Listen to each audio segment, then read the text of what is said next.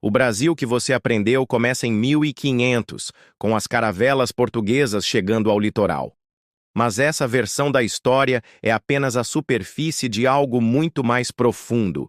Imagine um território imenso, com povos que dominavam a agricultura, que construíam cidades inteiras e que moldavam a própria paisagem para sobreviver e prosperar. Não eram grupos isolados, sem rumo ou sem estrutura. Eram sociedades complexas, conectadas por rotas comerciais, com símbolos misteriosos, tradições riquíssimas e conhecimentos que até hoje intrigam arqueólogos.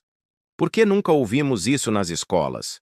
Por que a ideia de um Brasil vazio, à espera da colonização, foi a narrativa oficial durante séculos? A resposta não é apenas histórica, mas política. Ao apagar a grandiosidade dos povos originários, criava-se a justificativa perfeita para a invasão e a dominação. Só que as provas do contrário estão diante de nós. Ruínas esquecidas, marcas no solo visíveis apenas do alto, pinturas que atravessam milênios e um legado que desafia tudo o que acreditávamos sobre a origem do nosso país. Se o Egito Antigo ou a Grécia Antiga impressionam pelo seu esplendor, o Brasil pré-1500 guarda mistérios capazes de redefinir o lugar que ocupamos na história da humanidade. E hoje, vamos abrir as portas desse passado apagado para revelar um Brasil que nunca foi contado. A versão oficial sempre repetiu a mesma ideia. Antes de 1500, o Brasil era uma terra virgem, habitada apenas por pequenas tribos nômades, sem grandes construções, sem organização complexa. Mas essa visão não resiste quando olhamos de perto as evidências arqueológicas. Por baixo da floresta amazônica, satélites revelaram marcas geométricas gigantes, conhecidas como geoglifos. São formas perfeitas, quadrados, círculos e linhas que só podem ser vistas do alto. E ninguém constrói algo tão monumental por acaso. Essas marcas sugerem planejamento urbano, controle da paisagem e a capacidade de mobilizar grandes grupos de pessoas em obras coletivas. Estamos falando de sociedades que sabiam transformar a floresta, abrir clareiras, erguer estruturas e manter uma organização muito maior do que a ideia simplista de aldeias dispersas. Assim como as linhas de Nazca, no Peru, os geóglifos brasileiros levantam perguntas que ainda não têm respostas definitivas. Quem os fez? Qual era a função? Rituais, astronomia, demarcação de território? O mais impressionante é que, por séculos, ninguém soube da existência dessas estruturas. A floresta cresceu sobre elas, escondendo um capítulo inteiro da nossa história. Somente com a tecnologia moderna começamos a enxergar o que sempre esteve lá. E cada nova descoberta desmonta a narrativa de que aqui não havia civilização organizada. Muito antes da chegada dos portugueses, já existiam construções monumentais no litoral brasileiro. Os sambaques, imensas colinas feitas de conchas, ossos, artefatos e restos de alimentos, foram erguidos ao longo de milhares de anos. À primeira vista, parecem apenas montes naturais, mas a verdade é que são testemunhos de sociedades inteiras que viveram e prosperaram por séculos. Alguns sambaques atingem mais de 30 metros de altura e centenas de metros de extensão, verdadeiros monumentos erguidos por mãos humanas. Dentro deles, arqueólogos encontraram esqueletos, ferramentas, adornos e até evidências de práticas rituais. Isso mostra que não eram apenas depósitos de restos, mas locais de significado profundo, conectando vida, morte e espiritualidade. Para muitos pesquisadores, os sambaquis são equivalentes brasileiros às pirâmides egípcias, não pelo formato, mas pela função simbólica e pelo esforço coletivo exigido para construí-los. Essas estruturas revelam algo essencial. Os povos originários dominavam técnicas de engenharia, sabiam escolher locais estratégicos para erguer seus monumentos e tinham uma organização social capaz de sustentar obras de longo prazo. Quando pensamos em monumentos antigos, lembramos de Stonehenge ou Machu Picchu. Mas aqui no Brasil, estavam os sambaquis, marcos que provam que nossa história é muito mais antiga e grandiosa do que nos ensinaram. No coração do sertão nordestino, um lugar desafia o tempo e a narrativa oficial.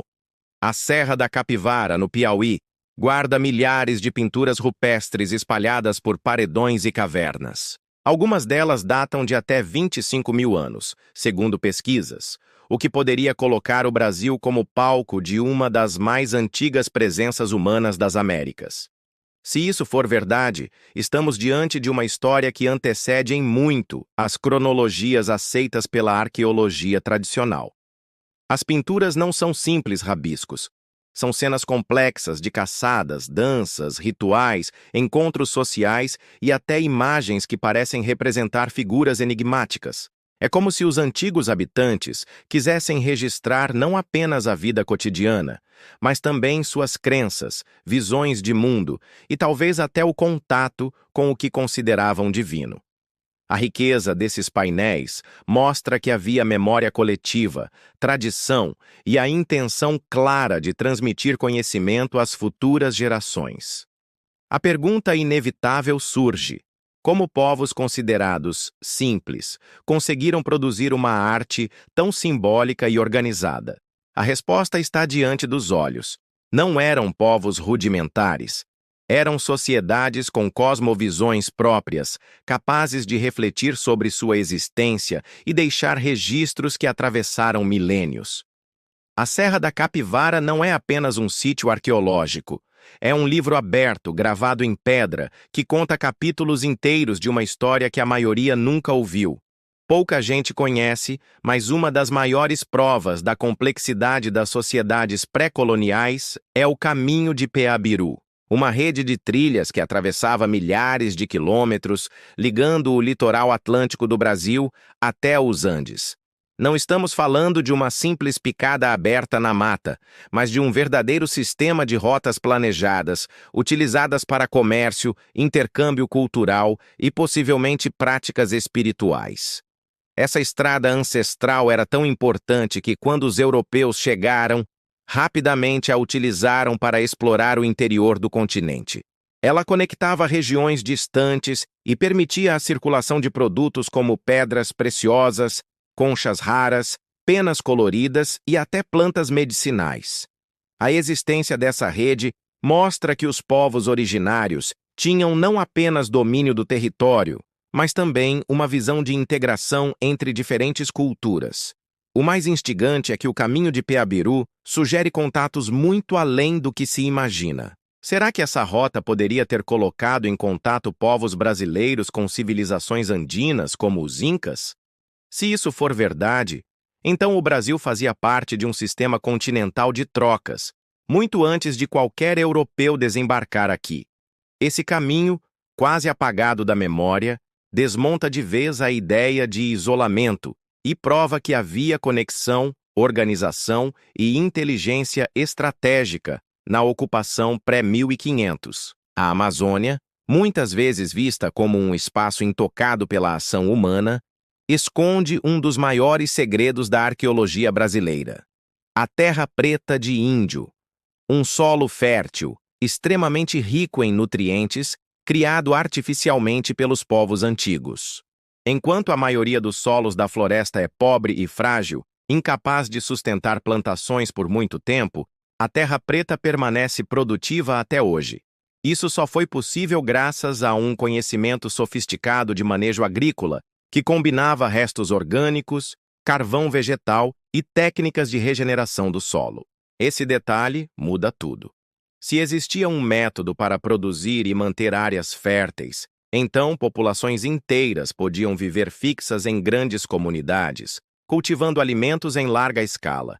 E isso desmonta a visão de que os povos amazônicos eram apenas nômades caçadores e coletores. Pelo contrário, eles tinham domínio da agricultura, planejavam seu futuro e criaram uma verdadeira engenharia ecológica que a ciência moderna ainda tenta compreender. Mais do que técnica, a Terra Preta revela uma forma de convivência equilibrada com a floresta. Não se tratava de destruir a natureza para sobreviver, mas de moldá-la de maneira inteligente, garantindo sustento e continuidade por gerações. Ao compreender esse legado, percebemos que a Amazônia não é apenas uma floresta natural. Ela carrega as marcas de um imenso jardim cultivado, construído com sabedoria e visão de longo prazo. Apesar de todas as provas de complexidade, a narrativa oficial insistiu durante séculos que o Brasil pré-1500 era uma terra vazia, sem grandes feitos humanos. Isso não aconteceu por acaso. A ideia de um território inexplorado e à espera de ser descoberto foi construída para legitimar a colonização. Afinal, se os povos daqui fossem vistos como civilizações sofisticadas, com cidades, rotas e saberes próprios, como justificar a invasão, a escravidão e a tomada das terras? A invisibilidade foi uma ferramenta política. Ao reduzir os povos originários à imagem de grupos dispersos e primitivos, criava-se a ilusão de que não havia nada a preservar, nada a respeitar, nada a valorizar.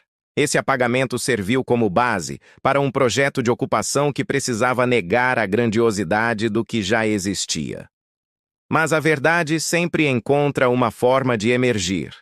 Hoje, cada geoglifo mapeado, cada sambaqui estudado, cada pedaço de terra preta analisado, reconstrói um passado que não pode mais ser silenciado. O Brasil antes de 1500 era dinâmico, diverso, criativo e profundamente conectado com o ambiente. Reduzir essa história a estereótipos é negar a essência de quem somos. E se a pergunta inicial era: o que havia aqui antes das caravelas? Agora a resposta é clara. Havia sociedades que construíram o seu próprio mundo, que deixaram marcas indeléveis no território e que merecem ser lembradas. Chegamos ao ponto em que as peças do quebra-cabeça se juntam. O Brasil antes de 1500 não era vazio, nem atrasado, nem silencioso. Era um território pulsante, moldado por povos que deixaram sinais grandiosos de sua presença. Geóglifos desenhados na terra, sambaquis erguidos como monumentos da memória, pinturas que atravessam milênios, rotas que conectavam oceanos e montanhas, solos férteis criados com engenharia ancestral.